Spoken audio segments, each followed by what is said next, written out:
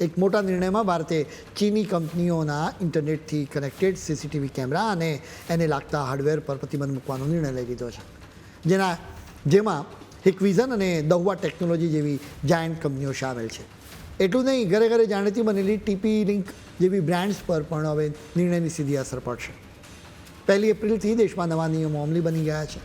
હવે કોઈ પણ સીસીટીવી પ્રોડક્ટ વેચવી હશે તો તેને સ્પેશિયલ ક્વોલિટી સર્ટિફિકેટ લેવું પડશે. આ કામગીરી STQC એટલે કે standardisation testing and quality certification framework હેઠળ કરવામાં આવશે. આ સર્ટિફિકેટ વિનાના સીસીટીવીને બજારમાં નહીં વેચી શકાય. એટલું જ નહીં, એની આયાત પણ નહીં થઈ શકે.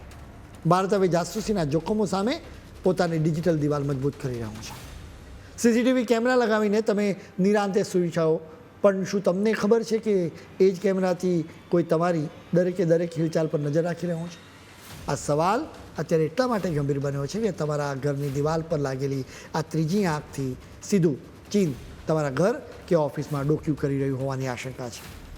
સમજવા જેવી વાત એ છે કે આ કેમેરા માત્ર વિડીયો રેકોર્ડ નથી કરતા.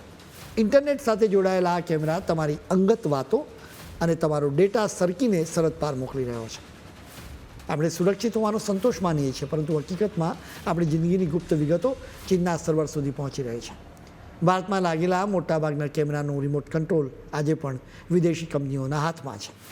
આ માત્ર તમારી પ્રાઇવસીનો કે અંગત જિંદગીનો મામલો નથી. આ ભારતની રાષ્ટ્રીય સુરક્ષા સાથે જોડાયેલો પણ મોટો ખતરો છે. જ્યારે આપણા સંવેદનશીલ વિસ્તારો અને સરકારી ઓફિસીસમાં આવા કેમેરા લાગે છે ત્યારે દેશની સુરક્ષા સામે મોટું જોખમ ઊભું થાય છે. ભારતીયોને ખબર પણ નથી કે જે ટેકનોલોજી પર તેઓ ભરોસો કરી રહ્યા છે એ ટેકનોલોજી ચીન માટે જાસૂસીનું સૌથી મોટું હથિયાર બની ગઈ છે.